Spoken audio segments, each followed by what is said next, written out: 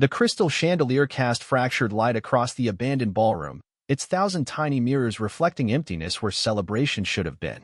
Round tables draped in ivory silk stood like ghosts of intention, their centerpieces, white roses and baby's breath, beginning to wilt in the afternoon heat that pressed against floor-to-ceiling windows. The wedding cake, 3 tiers of vanilla and raspberry cream, sat untouched on its pedestal, the miniature bride and groom figurines casting long shadows that seemed to reach toward nothing. Margaret Holloway stood in the doorway of the Riverside Country Club's grand ballroom, her fingers clutching the silver clutch that matched her mother-of-the-bride dress, a dress she'd worn for exactly 47 minutes before everything unraveled. The silence was deafening, broken only by the distant sound of the catering staff quietly dismantling dreams that had cost $18,000. She couldn't process it. 3 hours ago, she'd been adjusting her daughter Elena's veil, whispering reassurances about wedding day nerves. 2 hours ago, Elena had vanished from the bridal suite, leaving only a hastily scrawled note and a phone call to the shelter on Maple Street. 1 hour ago, 200 guests had been informed that there would be no wedding, but the reception would proceed as a fundraising dinner for victims of domestic violence. The irony was bitter as the champagne that now sat flat in flutes no one would toast with. Margaret's phone buzzed. Elena's text message glowed on the screen. He called off the wedding hours before, so I donated the reception to a women's shelter. Mom, there are things about James you don't know. Things about Dad, too. We need to talk. Margaret's hands trembled as she set down her coffee cup, the ceramic clicking against the saucer with a finality that seemed to echo through their empty kitchen. The house felt different now, too quiet, too clean, too perfect. Like a museum display of a life that had never actually been lived. 3 days had passed since the wedding that wasn't. 3 days of neighbors' pitying glances, returned gifts, and canceled honeymoon reservations. 3 days of her husband David going through the motions of normalcy while something unspoken festered between them like an infected wound. Elena hadn't come home. She'd moved in with her college roommate Sarah, claiming she needed space to process everything. But it was the cryptic nature of her final text that haunted Margaret's dreams and followed her through her waking hours like a shadow she couldn't shake. Things about Dad, too. Margaret found herself studying David differently now, cataloging details she'd somehow overlooked in 24 years of marriage. The way he avoided eye contact when discussing Elena's canceled wedding. How his phone was always face down on surfaces, a habit she'd attributed to courtesy but now seemed deliberate. The frequency of his late meetings at the architectural firm, meetings that had increased dramatically over the past year. She'd always prided herself on knowing her husband. David Holloway, the man who brought her coffee in bed every Sunday morning, who remembered to water her herb garden when she forgot, who still held her hand during movies. He was steady, reliable, unremarkable in the way that had once felt like security but now felt like camouflage. The front door opened, and David's familiar footsteps echoed across the hardwood floors. Margaret tensed, realizing she'd been holding her breath. "Margaret? I'm home." His voice carried the same warm timbre it always had, but she found herself listening for something else, some hint of deception, some crack in the facade. She heard him set down his briefcase, the jingle of keys being placed in the ceramic bowl by the door. Routine. Everything was routine. He appeared in the kitchen doorway, loosening his tie. At 52, David remained handsome in an understated way, silver threading through his dark hair, lines around his eyes that spoke of years of smiling. But something about his posture seemed different. Guarded. "How was your day?" he asked, the question automatic. "Fine." The lie came easily. Her day had been consumed by replaying every conversation she'd had with Elena in the weeks leading up to the wedding, searching for clues she'd missed. Elena called. David's hand stilled on his tie. "Oh, she wants to see me tomorrow. Alone." The silence stretched between them like a taut wire. David's expression remained neutral, but Margaret caught the almost imperceptible tightening around his eyes. "That's good. You two should talk."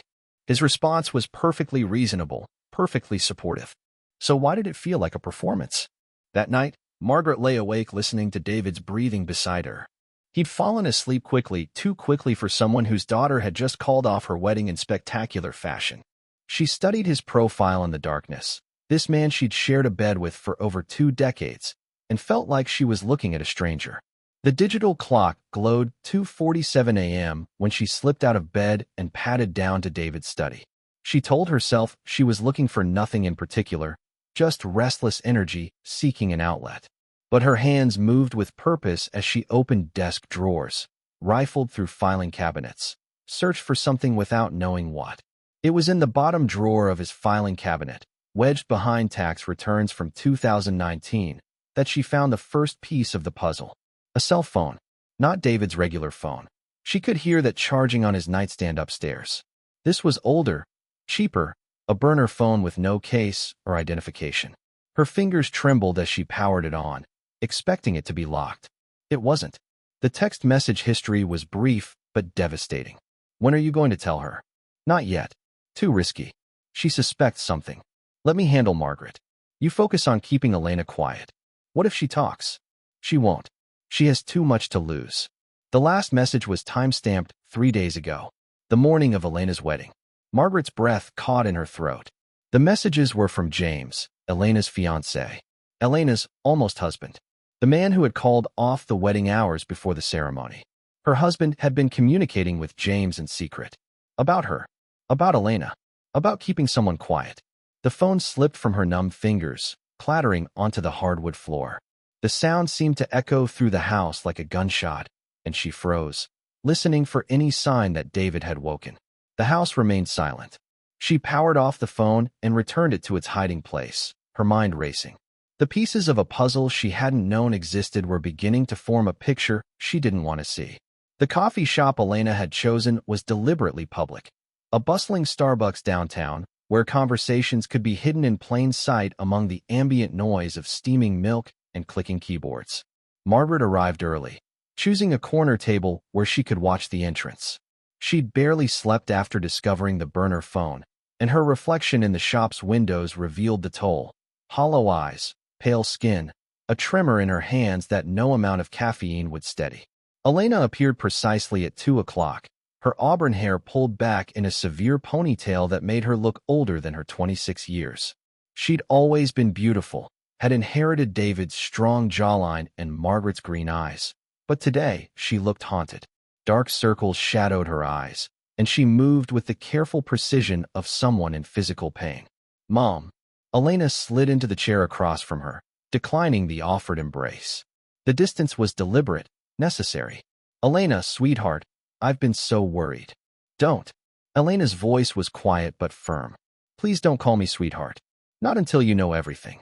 Margaret's coffee suddenly tasted bitter. She set down the cup and folded her hands in her lap to stop their shaking. Then tell me everything. Elena glanced around the coffee shop, her eyes cataloging exits and potential eavesdroppers with the paranoia of someone who'd learned to be afraid. When she spoke, her voice was barely above a whisper. James has been hitting me for 6 months. The words landed like physical blows. Margaret's world tilted, her vision blurring at the edges. What? It started small. A grabbed wrist during an argument. A push that could be explained away as clumsiness. Then it escalated. Elena pushed up the sleeves of her sweater, revealing faded yellow bruises on her forearms. He was careful. Never anywhere that would show in a wedding dress. Margaret reached across the table, but Elena pulled back. The rejection stung worse than the revelation. Why didn't you tell me? Why didn't you leave him? Because of Dad. The simple statement hung between them like a blade. Margaret felt the ground shifting beneath her feet, reality reorganizing itself around truths she'd been blind to. James knew things about Dad, things that could destroy him, destroy our family. He said if I left him, if I told anyone about the abuse, he'd expose everything. Elena's laugh was bitter, broken. He had me trapped. Until 3 days ago. What happened 3 days ago? Elena met her mother's eyes for the first time since sitting down. In them, Margaret saw a hardness that hadn't been there before, the steel core that forms when innocence is stripped away. I realized that being beaten by James was still better than watching you live a lie for the rest of your life. So I called it off. Publicly. Dramatically. In a way that would force everything into the open. The women's shelter was my way of making sure James couldn't spin the narrative. Hard to paint yourself as the victim when your ex-fiancé donates your wedding reception to domestic violence survivors. Elena's smile was sharp as a blade. But Mom, that's not the worst part. Margaret's vision began to tunnel. She gripped the edge of the table, anchor herself against the approaching storm. What do you mean? Dad isn't just keeping secrets. He's keeping dangerous secrets. The kind that hurt people. The kind that made James think he owned me. Elena leaned forward, her voice dropping even lower. And I think you already suspect something, or you wouldn't have agreed to meet me alone. The accusation hit home. Margaret thought of the burner phone hidden in David's filing cabinet, the cryptic text messages, the way her husband's behavior had subtly shifted over the past year. She'd been collecting puzzle pieces without realizing she was building a picture of her own betrayal. "Tell me," she whispered. Elena reached into her purse and withdrew a manila envelope, its edges worn from handling. She slid it across the table like a chess piece, a move that would change the game forever. "James isn't the only one who's been documenting things, Mom. The difference is, I was documenting the truth." Margaret's hand shook as she opened the envelope in the privacy of her car. Elena had left immediately after handing it over, claiming she needed to return to Sarah's apartment before dark, a precaution that spoke volumes about the fear she was living with. The contents of the envelope reorganized Margaret's understanding of reality. Bank statements. Not from their joint accounts, but from a private account she'd never known existed. Regular deposits, always in odd amounts. $1, $247, $892, $2,156, as if designed to look random while totaling significant sums. Over the past 2 years, nearly $40,000 had flowed through this secret account. Photographs. David entering and leaving buildings she didn't recognize, taken with the telephoto precision of surveillance. Timestamps showed the pattern, always on Tuesdays and Thursdays, always between 2 and 4 p.m., when he claimed to be at client meetings. Hotel receipts. Not for out-of-town business trips, but for local hotels. The same 3 establishments, always the same rooms, charged to a credit card she'd never seen before. And at the bottom of the envelope, a single sheet of paper that made everything else irrelevant, a medical report dated 6 months earlier. David's name at the top, test results that painted a picture of betrayal in stark medical terminology. HIV test, negative. Hepatitis B, negative. Hepatitis C, negative. Chlamydia, negative. Gonorrhea, negative. Syphilis, negative. Standard STD panel. The kind ordered when someone was engaging in risky sexual behavior. The kind a careful cheater would get regularly to protect himself and his unknowing wife. Margaret's vision blurred. 24 years of marriage. 24 years of Sunday morning coffee, shared dreams, synchronized routines. 24 years of trust that had been systematically betrayed while she folded his laundry and planned their future. But the medical report raised more questions than it answered. If David was just having an affair, or multiple affairs, why would James have leverage over him? Why would Elena describe his secrets as dangerous? Adultery was devastating, but it wasn't typically the stuff of blackmail schemes. She drove home on autopilot, her mind cataloging every moment over the past months when David had seemed different. The new cologne he'd started wearing. The way he'd begun working out again after years of claiming he was too busy. How he'd suggested they sleep in separate bedrooms after her bout with insomnia, claiming it would help them both rest better. How long had she been living with a stranger? The house was empty when she arrived. A note on the kitchen counter explained David was at a client dinner and would be home late. His handwriting, once comforting in its familiarity, now seemed like evidence of an elaborate performance. Margaret climbed the stairs to their bedroom and began to search with the methodical precision of someone who had finally stopped trusting. She found nothing in his dresser drawers, nothing in his closet that she hadn't seen before. But in the pocket of a suit jacket he rarely wore, her fingers found a small brass key. It was old, ornate, the kind used for safety deposit boxes or storage units. Not their storage unit, she had that key on her own keychain. This was something else. Something secret. The key was warm from her body heat as she sat on their bed, staring at it. Such a small thing to potentially hold such enormous consequences. She thought of Elena's bruised arms, of James's certainty that he could control both women through David's secrets. Whatever this key unlocked, it was worth more than her daughter's safety in the calculus of the men who'd been pulling the strings. That night, she pretended to be asleep when David came home. He moved through their bedroom with the quiet consideration of someone who'd practiced not waking a sleeping spouse. But Margaret was becoming an expert at deception herself, breathing in the rhythm of sleep while cataloging the sounds of his routine. He showered longer than usual, used mouthwash twice, changed into fresh pajamas despite having worn them only one night. The behaviors of someone washing away evidence, covering traces of where he'd been and what he'd done. In the darkness, Margaret's fingers closed around the brass key. Tomorrow, she would begin following the breadcrumbs of her husband's secret life. Tonight, she would lie beside him and pretend they were still the people they'd been yesterday. But even as she planned her investigation, a smaller voice in her head whispered warnings. Some secrets were kept for good reasons. Some truths were more dangerous than the lies they replaced. Elena had called David's secrets dangerous, not just hurtful, but dangerous. As Margaret finally drifted toward uneasy sleep, she wondered if she truly wanted to discover what the brass key would reveal. But wanting and needing were different things entirely, and she'd already traveled too far down this path to turn back. Margaret found the storage facility on her third try. The brass key had embossed numbers, 317, and an address she discovered by calling every storage company within 20 miles of their house. You Store It on Industrial Boulevard was a sprawling complex of orange metal buildings that looked like military barracks, surrounded by chain-link fence and security cameras that tracked her movement as she drove between the rows. Unit 317 was in the back corner, as far from the main office as possible, the kind of location chosen by someone who valued privacy over convenience. Her hands trembled as she inserted the key. The lock turned easily, as if it had been opened recently. The metal door rolled up with a mechanical groan that seemed to echo across the empty facility. What she found inside redefined her understanding of betrayal. The unit was organized with David's characteristic precision. File cabinets lined one wall, labeled with dates going back 5 years. A desk held multiple laptops, their screens dark but cables indicating regular use. Boxes stacked floor to ceiling contained documents, photographs, and equipment she couldn't immediately identify. But it was the wall of photographs that stopped her breath entirely. Dozens of women, all apparently unaware they were being photographed. Some were walking to their cars, others entering buildings, a few captured through windows in what appeared to be their own homes. The images were high quality, taken with professional telephoto lenses.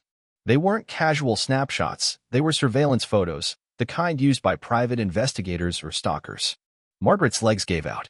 She sank into the desk chair, her vision swimming as the implications crashed over her. This wasn't just adultery. This was something far more sinister. With shaking fingers, she opened the nearest file cabinet. The folders were labeled with women's names she didn't recognize: Amanda Chin, Lisa Rodriguez, Sarah Patterson. Each folder contained dozens of photographs, detailed personal information, and what appeared to be schedules tracking their daily routines. She pulled out Amanda Chin's folder with growing horror. The file contained copies of Amanda's driver's license, her work schedule, photos of her apartment building, and intimate details about her personal life that could only have been obtained through extensive surveillance or illegal access to private records. At the bottom of the folder was a receipt for $2,500, marked as consulting fee and dated 3 months earlier. Margaret opened more folders with mounting dread. Each told the same story: extensive surveillance, detailed personal information, and receipts for substantial sums of money. The amounts matched the irregular deposits she'd seen on the bank statements Elena had provided. David wasn't just cheating on her. He was selling information about women to unknown buyers. The deposits in his secret account weren't payment for sex. They were payment for stalking, for violating privacy, possibly for enabling much worse crimes. The minor twist hit her as she opened the laptop on the desk. The screen flickered to life, password protected but still displaying the wallpaper, a photograph of their house, taken from across the street with the same telephoto precision as the surveillance photos of unknown women. David had been documenting his own family with the same obsessive detail he applied to his victims. Margaret's breath caught as she realized the implications. She scrolled through folders labeled with dates, finding hundreds of photos of herself and Elena. Pictures of them leaving the house, shopping, meeting friends. Images taken through their own windows, showing intimate moments they believed were private. Her husband hadn't just been stalking strangers. He'd been stalking them. The sound of gravel crunching outside made her freeze. Through the partially open storage unit door, she saw a familiar sedan turning into the facility. David's car. Panic flooded her system. She slammed the laptop shut and grabbed Amanda Chin's folder, shoving it into her purse. The metal door screeched as she rolled it down, her fingers fumbling with the lock. She had maybe 60 seconds before David reached Unit 317. The facility had multiple exits. Margaret ran between the storage buildings, her heels clicking on concrete as she tried to reach her car without being seen. Behind her, she heard the mechanical groan of the storage unit door opening again. She reached her car as David's voice echoed across the facility. He was talking to someone, his words too distant to understand but his tone urgent, agitated. Margaret's hands shook as she started the engine, keeping her lights off as she crept toward the rear exit.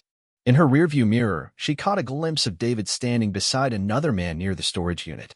Even in the dim light, she could see his posture was tense, defensive. They were arguing about something. She didn't breathe normally until she was 5 miles away from the facility, safe in the anonymous flow of afternoon traffic. But safety was an illusion now. She discovered her husband was a criminal, possibly part of something much larger and more dangerous than simple adultery. The folder in her purse felt like it weighed 1,000 pounds. Amanda Chin's information, purchased by someone for $2,500. Margaret wondered what the buyer intended to do with such detailed surveillance data and felt sick at the possibilities. Her phone buzzed. A text from David. Working late again tonight. Don't wait up. The casualness of the lie was almost insulting. While she'd been discovering the scope of his betrayal, he was sending routine deceptions as if nothing had changed. But everything had changed. Margaret was no longer the unknowing wife of an unfaithful husband. She was the unknowing wife of a criminal who had been stalking women for money, possibly enabling violence, and documenting his own family with the same predatory precision. As she drove home through familiar streets that now felt foreign, Margaret realized she faced an impossible choice. Report David to the police and destroy their family publicly. Confront him directly and risk whatever had made Elena describe his secrets as dangerous. Or continue pretending ignorance while women remained at risk. There was no good option, but there was a right one. Margaret's decision to contact Amanda Chin directly proved more complicated than expected. The folder contained no current phone number, and the address was for an apartment building that had been demolished 6 months earlier according to city records. Amanda Chin, it seemed, had disappeared. The pattern repeated with the other names from David's files. Lisa Rodriguez had moved out of state with no forwarding address. Sarah Patterson's social media accounts had gone dormant 8 months ago. Her last post a cheerful photo from a coffee shop that now seemed ominous in context. Margaret spent 2 days making careful inquiries, posing as an old friend trying to reconnect. The responses were consistent. These women had vanished from their previous lives, leaving behind jobs, friends, and established routines with little explanation. It was Elena who provided the breakthrough that Margaret hadn't wanted to find. Mom, I need to show you something else. Elena's voice over the phone was strained, exhausted. Can you meet me at Sarah's apartment? Her roommate is out of town. Sarah's apartment was a converted warehouse loft in the Arts District, all exposed brick and industrial fixtures that spoke of carefully curated bohemian aesthetic. Elena looked even more haunted than she had at the coffee shop, moving through the space like someone perpetually braced for attack. I've been thinking about what James knew about Dad, Elena began without preamble. What gave him so much leverage? Adultery wouldn't be enough. Half the married men in the world cheat, and their wives don't usually find out unless they want to. James needed something bigger. She led Margaret to a laptop open on the kitchen counter, its screen displaying what appeared to be a law enforcement database. Sarah's brother is a detective with the state police. He let me run some searches after I told him about the abuse. Elena's fingers moved across the keyboard with practiced efficiency. I started with the women's names from Dad's files. The search results populated slowly, each entry hitting Margaret like a physical blow. Amanda Chin, missing person report filed 7 months ago. Last seen leaving her apartment at 6:15 a.m. on a Tuesday. Her car found abandoned at a bus station 40 miles away, keys still in the ignition. Lisa Rodriguez disappeared from her job at a marketing firm. Security cameras showed her leaving the building on a Thursday afternoon, but she never arrived home. No trace found despite extensive investigation. Sarah Patterson vanished from her apartment, leaving dinner half prepared on the stove. Neighbors reported seeing an unfamiliar van parked outside her building earlier that day. Mom, Elena's voice was barely a whisper. They're all missing. Every woman in Dad's files. They're all missing, and the dates match with when he received payments. The room tilted around Margaret. She gripped the kitchen counter to stay upright as the full scope of David's crimes became clear. He wasn't just selling surveillance information to unknown buyers. He was providing detailed intelligence that enabled kidnapping, human trafficking, possibly murder. Her husband wasn't just a criminal. He was an accessory to the disappearance of at least 15 women. There's more. Elena's voice seemed to come from very far away. James wasn't just blackmailing Dad about the surveillance business. He was part of it. The payments Dad received? Some of them came from James's business accounts. The laptop screen swam in Margaret's vision. James, the man who had been abusing her daughter, who had threatened to expose David's secrets, was actually David's business partner in whatever horrific enterprise had been consuming women's lives. The wedding, Margaret whispered, understanding flooding through her like ice water. James called off the wedding because I was going to become a liability, Elena finished. A wife has legal protections, privileges that a girlfriend doesn't have. If I married James, I'd have access to his finances, his business records, his communications. They couldn't risk me discovering the full scope of what they were doing. But you already knew. Not everything. Not until 3 days before the wedding, when I found correspondence between James and Dad discussing their next acquisition. Elena's air quotes were bitter. They were planning to expand operations. More women, higher value targets, better security protocols. Margaret felt her world completing its collapse around her. The man she'd shared a bed with for 24 years, who had held her hand through her mother's funeral and celebrated Elena's college graduation, was a monster who facilitated the disappearance of innocent women for money. And their daughter's fiancé was his partner in crimes too horrible to fully comprehend. We have to go to the police, Margaret said automatically. With what evidence? Everything I've shown you was obtained through unofficial channels. Sarah's brother could lose his job for letting me access those databases. And without the files from Dad's storage unit, we can't prove the connection between his surveillance and the disappearances. Elena was right. Margaret had fled the storage facility with only one folder, and David had almost certainly moved everything after discovering someone had been there. The evidence they needed was gone, and the evidence they had was legally compromised. So what do we do? Elena met her mother's eyes, and Margaret saw something there that made her blood run cold. It was the look of someone who had moved beyond fear into something much more dangerous, absolute resolve. We stopped them ourselves. Margaret's moral compass, so carefully calibrated over 24 years of conventional marriage, spun wildly as she processed Elena's proposal. They sat in Sarah's apartment as evening shadows lengthened across the exposed brick walls, and discussed vigilante justice with the calm precision of a suburban book club planning their next selection. James expects me to be broken, Elena explained, her voice steady despite the enormity of what she was suggesting. Defeated, hiding somewhere, too afraid to cause trouble. That gives us an advantage. She spread papers across the coffee table like a general planning a military campaign. Phone records, financial statements, surveillance schedules. Elena had been building her own dossier while Margaret was discovering David's crimes. Every Tuesday and Thursday, Dad meets with his contacts at rotating locations. James coordinates the logistics, handles the money transfers, manages the distribution network. Elena stumbled slightly over the euphemism, and Margaret realized they were both struggling to find language for horrors that existed outside normal experience. Distribution network, Margaret repeated numbly. The buyers. People who pay premium prices for detailed intelligence about vulnerable women. Dad provides the surveillance. James facilitates the transactions, and then... Elena's voice trailed off, but the implication hung in the air like smoke. Then women disappeared. Then families filed missing person reports that led nowhere. Then lives were simply erased while two men in business suits counted their profits.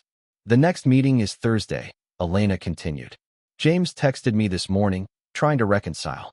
He thinks I'm desperate enough to take him back, that the fear of being alone outweighs everything else.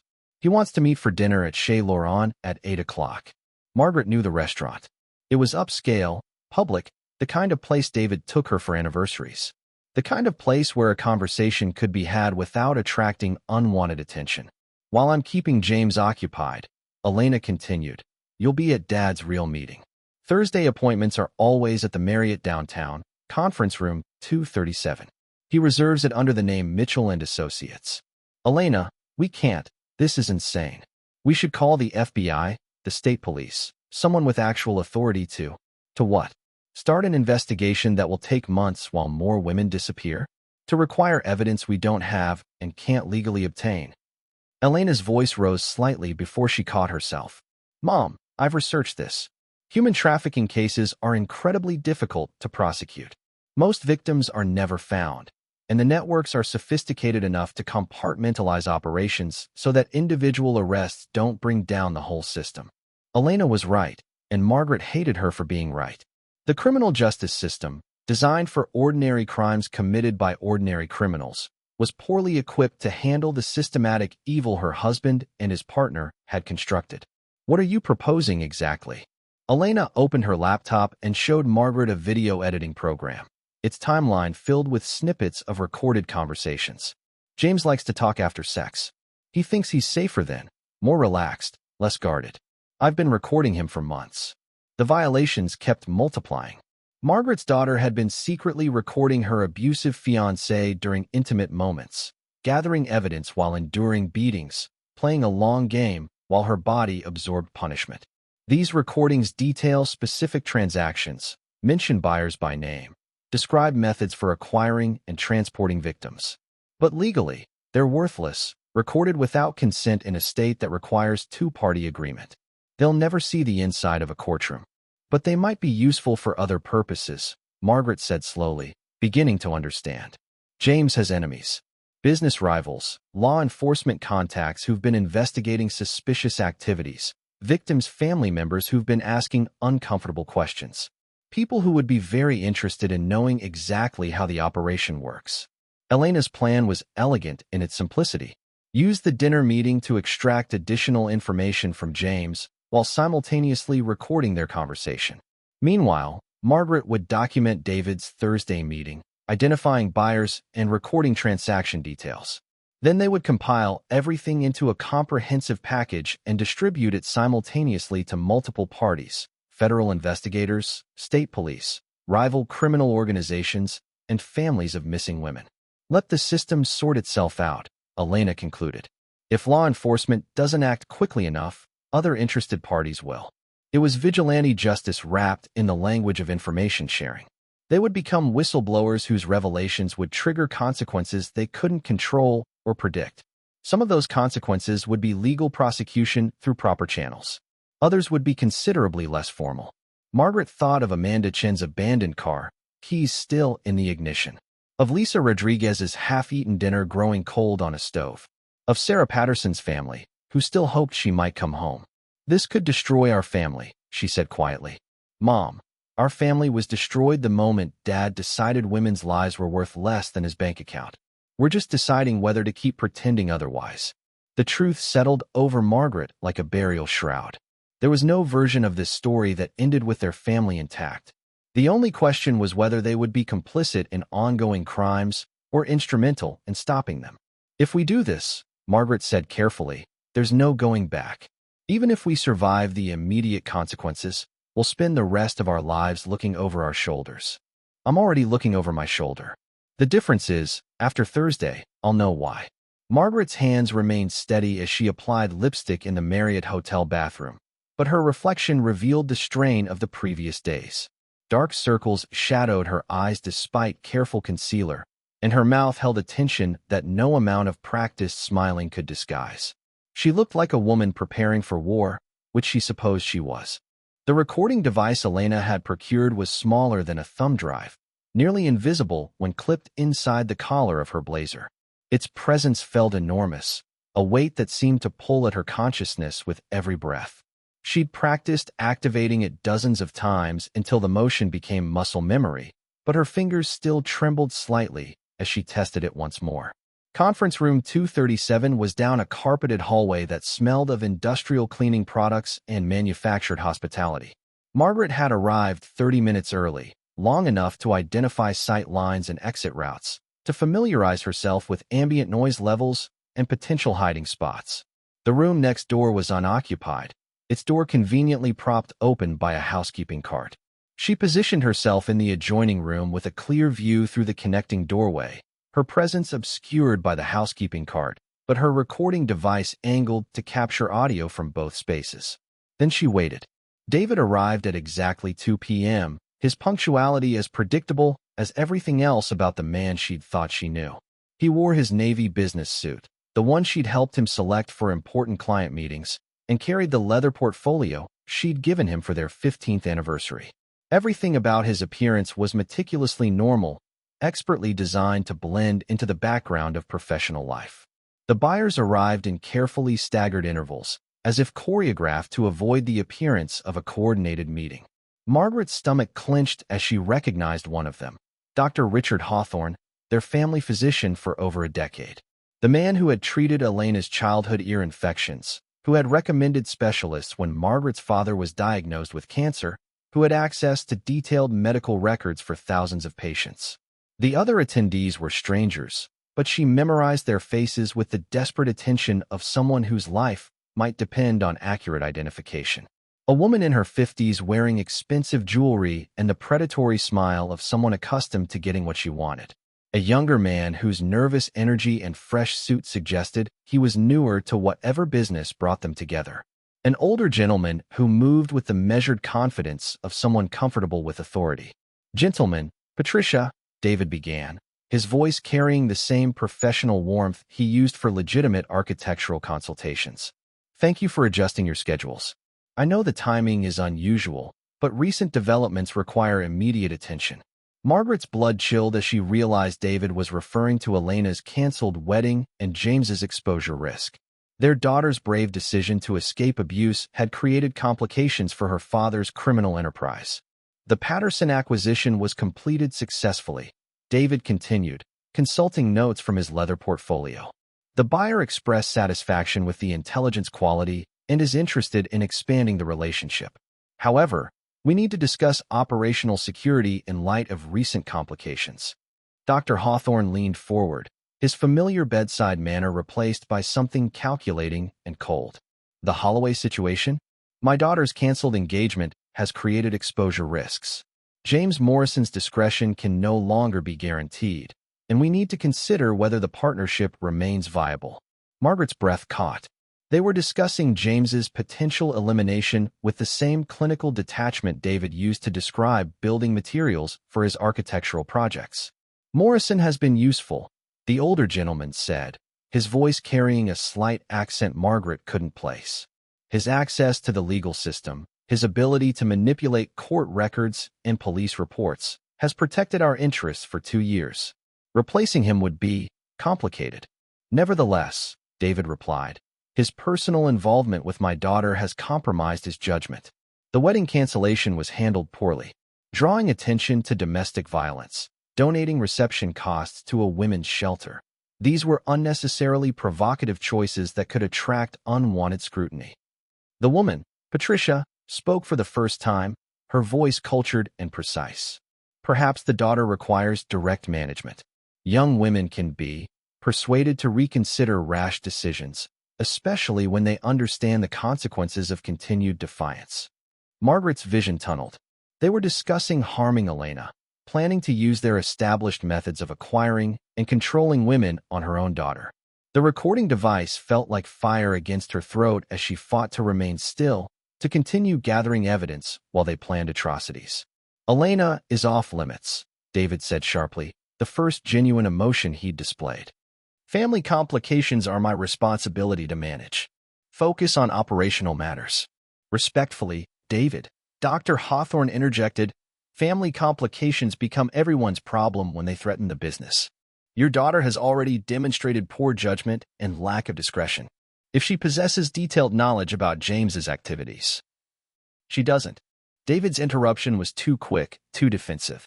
Margaret realized with sickening clarity that he was lying, that he knew Elena had discovered far more than he was admitting to his partners. Then perhaps the younger man spoke for the first time, his voice betraying nervous energy. "We should accelerate the timeline for the chin replacement. We've been monitoring the new target for 6 weeks. Her patterns are established, security vulnerabilities identified. The buyer is eager to complete the transaction." Margaret's legs nearly gave out. They had replaced Amanda Chin, whose disappearance she'd researched just days earlier, with another victim. Somewhere in the city, a woman was living her normal life while 5 people in business attire planned her abduction with the methodical precision of a corporate acquisition. "The Chin replacement is premature," Patricia said. "Recent law enforcement activity suggests increased scrutiny of missing person cases. The Rodriguez acquisition generated more investigative attention than anticipated." They discussed Lisa Rodriguez's disappearance like a failed product launch, analyzing consumer response and market conditions with sociopathic detachment. Margaret's hands clenched into fists as she imagined confronting these monsters, screaming the truth about their crimes, demanding justice for women whose names they reduced to casual business terminology. But she remained motionless, collecting evidence, playing the long game Elena had taught her. The Morrison situation requires immediate resolution, the older gentleman concluded, whether through negotiation or more definitive measures. His knowledge of our operations makes him either an asset or a liability. There are no neutral positions in this business. I'll handle James, David said firmly. Give me 48 hours. And your daughter? Elena will be convinced to maintain appropriate discretion. I guarantee it. The meeting continued for another 30 minutes, covering logistical details that made Margaret's soul sick. They discussed transportation methods, secure communication protocols, and payment processing systems with the expertise of seasoned professionals. This wasn't the desperate improvisation of amateur criminals. It was an established business operation that had been refined through years of successful acquisitions. As the attendees prepared to leave, David distributed manila envelopes containing what appeared to be surveillance photographs and detailed dossiers. Margaret recognized the format from the files she discovered in the storage unit. Each envelope represented a human being who had been reduced to intelligence data, whose life was being commodified for sale to the highest bidder. Dr. Hawthorne lingered after the others had departed, his expression troubled. David, I've known you for 15 years. I understand family loyalty, but sentiment can't override business necessities. If your daughter becomes a problem, she won't. David's voice carried finality. Elena understands consequences. She always has. I hope you're right. For all our sakes. After they left, Margaret remained hidden behind the housekeeping cart for another 10 minutes, ensuring complete privacy before emerging from her hiding spot. Her legs shook as she walked down the hotel corridor, past the conference room where 5 people had planned abductions and possibly murders with the casual efficiency of a quarterly business review. The recording device held evidence of crimes that would generate decades of prison sentences if presented to the right authorities. But it also contained something more dangerous, proof that David knew Elena possessed compromising information and was planning to handle the situation personally. Margaret's phone buzzed as she reached her car. A text from Elena. Dinner going well. James very talkative tonight. See you at home. Home. The word had lost all meaning. Margaret was driving toward a house where she would pretend normalcy with a man who had just promised his criminal associates that he would silence their daughter permanently. As she navigated familiar streets that now felt like foreign territory, Margaret realized the recording device around her neck contained more than evidence. It held the power to destroy everything she had believed about her life, her family, her husband, and herself.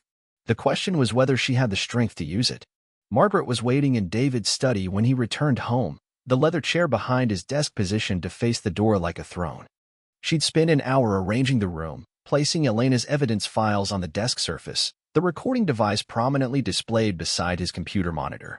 And Amanda Chin's surveillance photos spread across the blotter like tarot cards revealing an inevitable fate. The brass key from his storage unit sat in the exact center of the desk, catching lamplight like an accusation. David appeared in the doorway at 11:47 p.m., loosening his tie with the automatic gesture of a man transitioning from public performance to private relaxation. His expression shifted from mild surprise to careful neutrality as he absorbed the scene, his eyes cataloging each piece of evidence with the systematic attention of someone calculating damage. Margaret. His voice remained steady, but she caught the slight tightening around his eyes that had once seemed like fatigue but now revealed itself as perpetual vigilance. I see you've been busy. Sit down, David. He remained standing, his posture shifting subtly from relaxed to defensive. Margaret recognized the change from her months of unconscious observation, all those moments when she'd attributed his tension to work stress rather than criminal paranoia. I think we should discuss this calmly. Sit down. Something in her voice, perhaps the absence of 24 years of accumulated deference, made him comply. David settled into the chair across from his desk, his movements careful and controlled.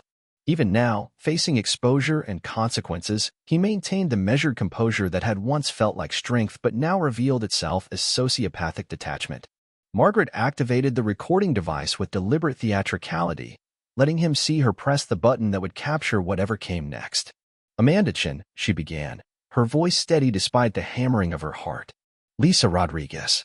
Sarah Patterson. Would you like me to continue, or do you recognize the pattern? David's expression didn't change, but his hands stilled on the chair arms. I don't know what you think you've discovered. I was at the Marriott today. Conference Room 237. Dr. Hawthorne sends his regards. That broke through his composure. Color drained from David's face as he realized the scope of her knowledge, the impossibility of constructing plausible denial around evidence she'd personally witnessed. "You don't understand the complexity of the situation," he said finally, his voice carrying the patronizing tone she'd heard him use with contractors who questioned his architectural specifications. "There are factors involved that—" "Factors?" Margaret's laugh was sharp enough to cut glass. "Is that what you call human trafficking? Factors? It's not that simple." "Then explain it to me, David. Explain how selling surveillance information about vulnerable women to buyers who make them disappear is complicated. Explain how our family physician uses patient records to identify targets.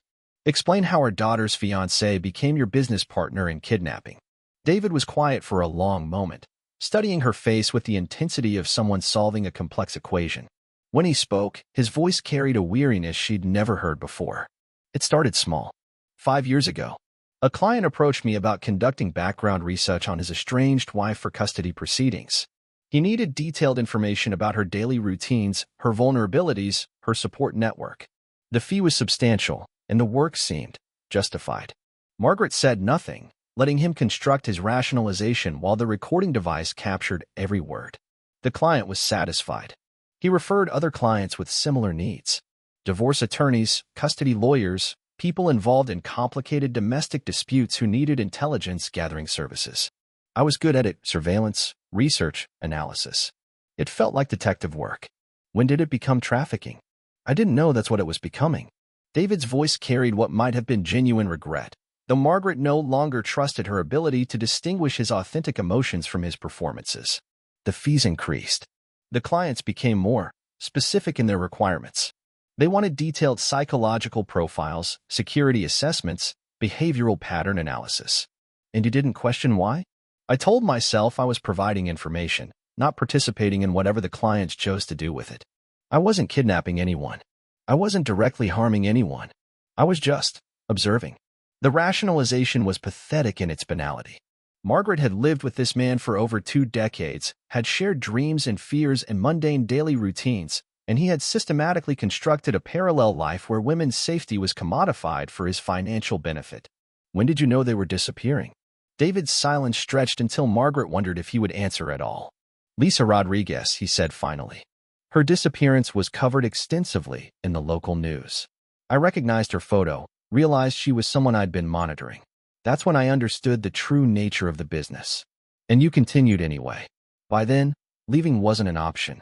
These aren't people who accept resignation letters, Margaret. Once you're involved in their operations, you're involved permanently. So you recruited James." James recruited himself. He'd been investigating some of the disappearances through his law firm, trying to build cases for families of missing women. He discovered the connection to my surveillance work and demanded a meeting. Margaret felt the final pieces of the puzzle clicking into place. James hadn't stumbled into criminal activity. He'd discovered it through legitimate investigation and chosen corruption over justice. He threatened to expose everything unless I brought him into the partnership. Said he could provide legal protection, manage law enforcement inquiries, ensure the business operated without interference. "And Elena?" David's composure finally cracked. His hands clenched into fists, and something desperate flickered across his features. "Elena was never supposed to be involved.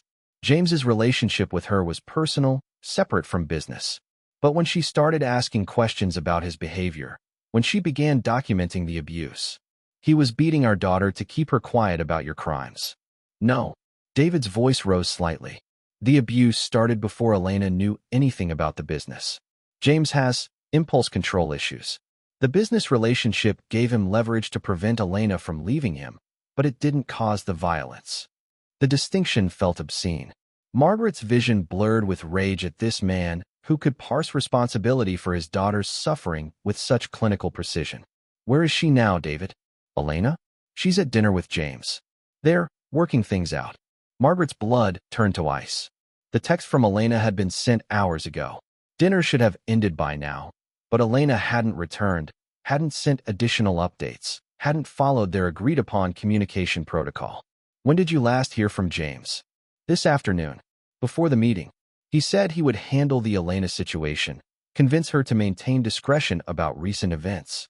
Margaret's mind raced through terrible possibilities. Elena's plan had been to extract information from James while keeping herself safe in a public restaurant. But if James suspected surveillance, if he discovered Elena's recording equipment or questioned her sudden willingness to reconcile, call him, Margaret demanded. Margaret, call James right now. David reached for his phone with obvious reluctance. The call went straight to voicemail. James's professionally cheerful recorded voice suggesting the caller leave a detailed message. Margaret's phone buzzed. A text from an unknown number. Your daughter is safe for now. Come alone to the address I'm sending. Bring the recording devices and any copies of surveillance files. You have 1 hour. The attached address was for a warehouse in the industrial district, the kind of location chosen for privacy and sound containment. He has Elena, Margaret whispered. David's face went white. Whatever emotional compartmentalization had allowed him to rationalize his crimes, whatever psychological barriers had enabled him to separate his criminal activities from his family life, they collapsed entirely as he confronted the reality that his daughter was now a victim of the system he'd helped create. We call the police, he said, reaching for his phone. With what explanation? That the human trafficking ring you've been operating for 5 years has kidnapped your daughter? That your business partner is holding her hostage to ensure your continued cooperation? David's hand stilled. The elegant trap of criminal complicity had finally closed around him. Any attempt to seek official help would require admitting to crimes that would destroy whatever remained of their family. Then what do we do? Margaret looked at her husband, this stranger who had shared her bed and her dreams while selling women's lives for profit, and felt something cold and final settle in her chest. We're going to get our daughter back, and then we're going to destroy everything you've built. The industrial district after midnight was a maze of shadows and abandoned ambition, warehouses and factories standing like tombstones for economic dreams that had died decades earlier. Margaret drove through empty streets while David sat rigidly in the passenger seat, both of them clutching phones that remained ominously silent. Elena's last known location was a restaurant 15 miles away. The warehouse James had specified was in the opposite direction, suggesting she'd been moved against her will after the dinner meeting. The implications made Margaret's stomach clench with each mile that passed. Park 2 blocks away, David instructed as they approached the address. James is paranoid about surveillance, always has been. If he sees us arriving together, he might. Might what? Kill Elena. Margaret's voice was flat, emotionless. Because that's what we're talking about, isn't it? Your business partner is threatening to murder our daughter to protect the criminal enterprise you built together. David flinched but didn't deny the assessment. James is unstable. Always has been. The abuse, the control issues, they were warning signs I chose to ignore because his legal connections were too valuable. Too valuable? Their daughter's safety had been secondary to business considerations, just like the safety of Amanda Chin and Lisa Rodriguez and Sarah Patterson and all the other women whose lives had been commodified by these men in expensive suits. The warehouse district was a graveyard of industrial ambition, vast buildings that had once hummed with machinery and purpose now standing empty against the night sky. Security lighting was sporadic, creating pools of harsh illumination separated by expanses of darkness that could hide anything. Margaret parked under a broken streetlight, the shadows providing camouflage while maintaining sight lines to their destination. The warehouse James had specified was a low, sprawling building with loading docks and high windows, most of them boarded or broken. What's your plan? David asked. Margaret showed him the recording device, still active and broadcasting to Elena's laptop via Bluetooth connection. Everything we say is being transmitted and stored remotely. If something happens to us, the evidence survives. That won't help Elena. No, but it might prevent other families from experiencing what we're going through tonight. They approached the warehouse on foot, keeping to shadows and moving with the paranoid precision of people who understood they were walking into a trap. Margaret's purse contained the files Elena had compiled, the surveillance photos from David's storage unit, and copies of the recordings from the Marriott meeting. Everything James had demanded, but also everything needed to destroy the network he and David had constructed. The warehouse's main entrance was secured with a chain and padlock that looked new, but a side door stood slightly ajar, an invitation that felt more ominous than welcoming. Margaret. David's voice was barely audible. Whatever happens in there, I want you to know. Don't. She cut him off sharply. Don't you dare try to apologize or explain or justify any of this. Our daughter is in danger because of choices you made, crimes you committed, people you chose to trust with our family's safety. David fell silent, but she could feel his guilt radiating like heat from a fever. Too little, too late. 24 years of marriage had ended the moment she discovered the first surveillance photo in his storage unit. The warehouse interior was vast and largely empty, their footsteps echoing off concrete floors and metal rafters. Industrial lighting hung from chains, most of the fixtures dark or broken. But toward the back of the space, she could see illumination spilling from what appeared to be an office area. "Elena," Margaret called out, her voice swallowed by the building's acoustic emptiness. "She's here." James's voice echoed from the office area, but she couldn't see him. "Both of you, walk toward the light. Slowly. Keep your hands visible." They complied, moving across the warehouse floor while Margaret's mind cataloged potential weapons, escape routes, hiding places. The concrete was stained with substances she didn't want to identify, and the air carried scents of rust and decay and something else, something organic and unpleasant that made her stomach turn. The office area was a construction trailer that had been permanently installed inside the warehouse, its windows providing views of the surrounding space. James stood behind a metal desk, his appearance disheveled in a way that suggested either extreme stress or chemical alteration. His usually immaculate lawyer's attire was wrinkled, his tie loosened, his eyes carrying a manic intensity that made Margaret's skin crawl. Elena sat in a chair beside the desk, her hands zip-tied behind her back and duct tape covering her mouth. She was conscious and alert, her eyes tracking between her parents and her captor with the desperate attention of someone calculating survival odds. But it was the condition of her face that made Margaret's vision blur with rage. Fresh bruises darkened Elena's left cheek and jaw, and blood had dried around her nose.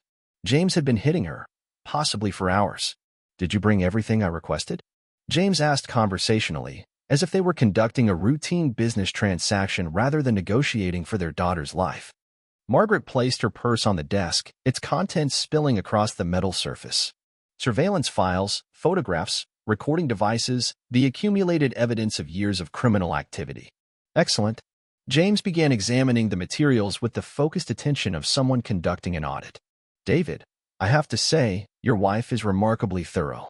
These files are more comprehensive than our own records." "Let Elena go," David said. "You have what you wanted." "What I wanted was to continue our profitable partnership without interference from meddling family members." James's voice hardened. "Unfortunately, that's no longer possible." Margaret realized with sickening clarity that James had never intended to release Elena. The demand for evidence had been a pretext to lure them into an isolated location where loose ends could be permanently eliminated. "The business is finished," James continued, methodically destroying documents and electronic devices. "Too much exposure, too many people asking uncomfortable questions. But before we dissolve the partnership, we need to ensure appropriate discretion from all parties." He pulled a pistol from his jacket pocket, its matte black surface reflecting the harsh industrial lighting. Margaret had never seen a gun outside of movies, and its presence transformed the situation from desperate to hopeless. "James, be reasonable," David said, his voice carrying the patronizing tone Margaret had learned to despise. "We can work this out. Find a solution that protects everyone's interests." "Can we, David?" "Because your daughter has been secretly recording our conversations for months. Your wife has been conducting unauthorized surveillance of our operations. You've both demonstrated that family loyalty outweighs business discretion." James was right. Margaret and Elena had chosen to destroy the network rather than protect their family's complicity in its crimes. They had chosen justice over security, morality over self-preservation. It was the right choice. But it was about to get them killed. However, James continued, his tone shifting to something almost cheerful, "I'm not entirely unreasonable. I'm prepared to offer Elena a different kind of partnership arrangement." Margaret's blood froze as she realized what he was suggesting. James intended to make Elena disappear into the same network that had consumed Amanda Chin and Lisa Rodriguez, to transform her from his abused fiancée into another commodified victim. "Over my dead body," Margaret said quietly. "That can be arranged," James replied with sociopathic cheerfulness. "But it's not necessary. Elena will be much more cooperative once she understands that her parents' safety depends on her continued discretion." The moral equation was elegant in its cruelty. Elena would submit to trafficking to protect her parents, just as she'd endured months of abuse to protect David's criminal secrets. The cycle of coercion and control would continue, with her daughter's freedom as the perpetual price of their family's security. Margaret looked at Elena, her brave, brilliant daughter who had sacrificed her own safety to expose these monsters and made a choice that felt like stepping off a cliff. "No," she said simply. "I'm sorry. No. We're not negotiating. We're not compromising. We're not protecting anyone's secrets anymore." Margaret's voice grew stronger with each word. "You're going to release Elena, and then we're all walking out of here." James laughed, a sound like breaking glass. "And if I refuse?" Margaret smiled and felt something cold and final settle in her chest. "Then you're going to discover that mothers are more dangerous than you realized." The federal courthouse in downtown Portland buzzed with the controlled chaos of a high-profile trial entering its final phase. Margaret sat in the gallery, watching assistant district attorneys present evidence that would send Dr. Richard Hawthorne to prison for the rest of his natural life. The medical records, the surveillance photographs, the recorded conversations, all of it was being methodically entered into the official record, transforming years of hidden crimes into public testimony. Patricia Fleming had been found dead in her penthouse apartment 3 weeks after the warehouse confrontation, an apparent suicide that fooled no one familiar with the business she'd been involved in. The older gentleman with the slight accent had vanished entirely, presumably fled to a country without extradition treaties. The nervous young man had turned state's evidence in exchange for protective custody and a reduced sentence. James Morrison's trial was scheduled for next month. He would face federal charges for human trafficking, conspiracy, and kidnapping, plus state charges for the assault on Elena and the attempted murder of Margaret and David. His legal career was finished, his assets frozen, his reputation destroyed. But it was David's fate that occupied Margaret's thoughts as she sat in the courthouse gallery, surrounded by families of victims who were finally seeing something resembling justice. David had died in the warehouse 6 months earlier. Not at James's hands, though that had certainly been the plan. Not from the gunshot wound that had shattered his shoulder when he'd lunged at James to protect Elena. Not from blood loss or shock, or any of the dramatic causes Margaret might have expected. David had died from a heart attack, brought on by the stress of seeing his criminal enterprise exposed and his family threatened. He'd collapsed while James was distracted by Margaret's defiance, his body simply surrendering to the accumulated weight of years of lies and betrayal and fear. The paramedics said it was massive and instantaneous. He probably hadn't felt pain. Margaret wasn't sure whether that was a mercy or a cheat. James had panicked when David collapsed, his careful plans disrupted by an uncontrolled variable. In his distraction, Elena had managed to work free of her restraints and activate an emergency beacon hidden in her shoe. A precaution she'd taken after months of abuse had taught her to always plan for the worst. Police had arrived within minutes, finding James standing over David's body with a smoking gun, Elena freed but injured, and Margaret clutching surveillance files that contained evidence of crimes spanning multiple states and involving dozens of victims. The moral clarity Margaret had felt in that moment, the certainty that exposing the truth was worth any personal cost, had faded in the months since. Justice was messier in practice than in principle. Consequences rippled outward in ways that were impossible to predict or control. Amanda Chun had never been found. Neither had Lisa Rodriguez or Sarah Patterson or 7 other women whose files were discovered in David's storage unit. Their families had closure about what had happened, but not where or why or whether their daughters and sisters and mothers had suffered before they died. The investigation had revealed a network spanning 12 states and 3 countries, with buyers ranging from individual predators to organized crime syndicates to human trafficking operations that supplied labor for industries built on modern slavery. David's meticulous documentation had made dozens of prosecutions possible, but it had also revealed the scope of a problem that law enforcement was poorly equipped to address. For every network dismantled, 3 more adapted and evolved. For every predator imprisoned, 5 more learned to be more careful.